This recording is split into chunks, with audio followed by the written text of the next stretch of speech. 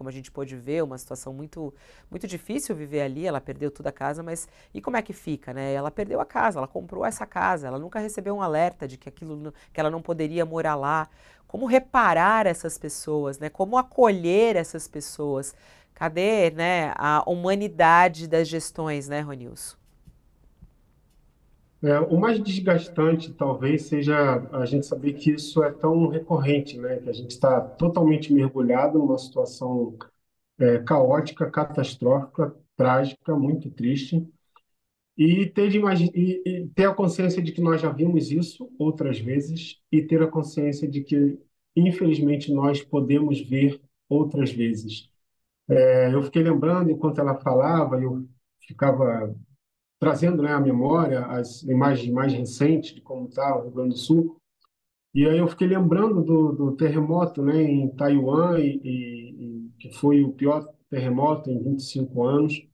E uma das coisas que mais positivamente surpreendente durante o terremoto foi ver que os estragos ele foi muito com um impacto muito menor do que poderia ser naquela escala por causa do preparo da cidade, por causa de como a população estava preparada, orientada, né? Nós entrevistamos, inclusive, aqui aquele rapaz que morava lá, e, né, brasileiro, descendente, falava português, enfim, que deu para a gente até uma aula de toda a metodologia, como o Taiwan fazia funcionar.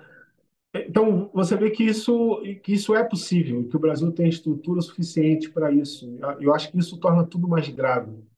Como como é possível, como se você coloca a vida das pessoas verdadeiramente em primeiro lugar, no sentido de bem-estar, de dignidade, de proteção, de cuidado, é possível você pensar numa engenharia, numa infraestrutura que funciona, que esteja minimamente preparada.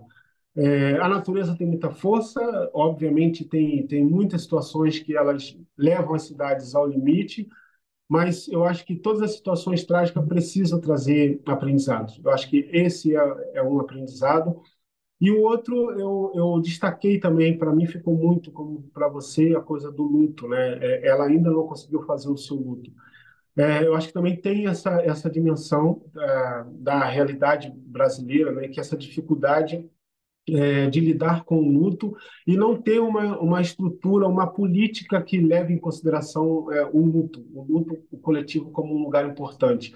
Né? Eu digo isso porque essa dimensão do luto é uma dimensão até política, né, nos Estados Unidos. Eu acho que eu vi isso bastante em diversas situações e catástrofes, sejam as naturais, que não era muito o caso, né, obviamente, morando em Nova York, mas também nos casos dos tiroteios em massa, né, de outras tragédias bem peculiares dos Estados Unidos, mas o lugar do luto é importante, né? Como a cidade acolhe as pessoas, não só no sentido das doações, das primeiras iniciativas, mas no sentido emocional, né, psicológico, como lidar com a perda, não só com a perda, mas impossibilidade, inclusive, de você ter o rito da perda, porque o corpo desaparece, são muitas pessoas desaparecidas, né? Pensar em Brumadinho, que tem gente que nunca mais apareceu. Então, além da perda, tem a impossibilidade de você ter o rito da perda, porque as pessoas simplesmente desaparecem.